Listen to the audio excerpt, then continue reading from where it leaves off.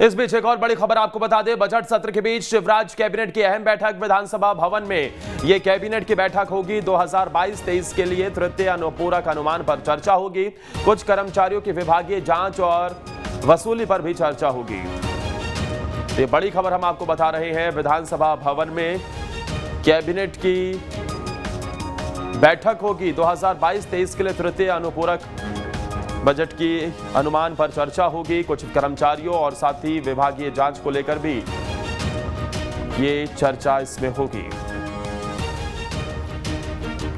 और अब ज्यादा जानकारी के साथ मेरे सहयोगी जितेंद्र सीधा जुड़ गए हैं। जितेंद्र, एक तरफ बजट सत्र का आज ये दिन है और बजट सत्र का आज का दिन भी हंगामेदार रहने के आसार हैं, तो दूसरी तरफ सत्ता पक्ष की तरफ से, सरकार की तरफ से कैबिनेट की बैठक भी बुलाई गई है। कितनी महत्वपूर्ण? बिल्कुल, देखिए सबसे पहले अगर हम बजट सत्र की बात करें तो जाहिर सी बात है, कल भी हमने देखा था कि नकली सामान के अलावा जो बीवीसी को लेकर निंदा प्रस्ताव विधानसभा में लाया गया था, उसको लेकर लगातार जो हंगामा था वो मध्य प्रदेश की विधानसभा में देखने को मिला था।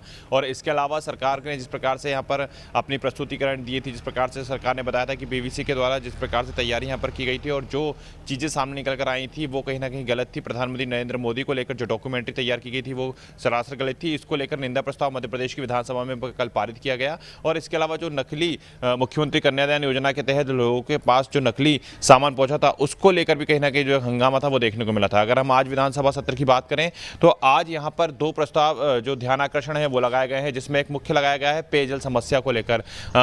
मध्य प्रदेश सरकार के पूर्व मंत्री और कांग्रेस विधायक पीसी शर्मा ने आज एक ध्यान आकर्षण लगाया, जिसमें उन्होंने अपने विधानसभा क्षेत्र में लोगों के घरों में जो पानी आता है उसके समय में परिवर्तन का कारण नगरीय प्रशासन मंत्री से पूछा है। इसके अलावा जो कन्नौज के विधायक हैं उनके द्वारा एक ध्यान आकर्षण लाया गया है। करीब 6 से 7 जो कोतवाली नियमावली है वो लगाई गई है। साथ ही साथ प्रतिवेदनों की जो प्रस्तुति है वो भी की जाएगी। और इस बीच हंगामे के भी काफ़ी आसार जो हैं वो मध्य प्रदेश की विधानसभा में देखने के लिए मिल सकते हैं, क्योंकि लगातार हमने देखा है कि अविश्वास प्रस्ताव को लेकर अभी भी जो फैसला है वो नहीं हुआ है। इसके साथ ही जो अवमानना का एक प्रस्ताव आया था उस पर भी अभी तक कुछ नहीं हो पाया है। इसके अलावा बजट सत्र के आखिरी में जो राज्यपाल का अभिभाषण है उस पर भी आज चर्चा की जाएगी और इसके साथ ही जो बजट पेश किया गया था उस पर भी जो आज चर्चा है वो की जाएगी। इन सबके पहले मध्य प्रदेश की विधानसभा में आज एक कैबिनेट की बैठक होने जा रही है। इस बैठक में तमाम चीज़ों को रखा जा रहा है। खासतौर पर जो अनुपूरक बजट है उसको लेकर सरकार इस कैबिनेट की बैठक को करने जा रही है, जिसमें कर्मचारियों को हित और कर्मचारियों को लाभ देने की जो बात है वो की जा रही है। तो आज का दिन भी मध्य प्रदेश की विधानसभा में काफ़ी खास रहने वाला है। ऐसे में ये देखना होगा कि सुबह से लेकर शाम तक की जो कार्रवाई चलेगी वो कितनी हंगामेदार रहती है और ऐसी कौन कौन सी समस्याएं हैं जो कि जनता की इससे जुड़ी होती है, उन पर समाधान किस प्रकार से हो पाता है।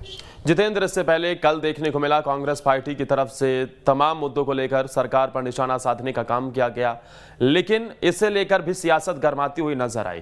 कांग्रेस पार्टी बाहर विरोध कर रही थी, सदन चल रहा था, सदन का बहुमूल्य वक्त, उस वक्त अगर विपक्ष सड़कों पर ही नजर आएगा, सदन में अपनी बात को नहीं उठाएगा, तो ऐसे में कैसे इस स्थिति को देखें?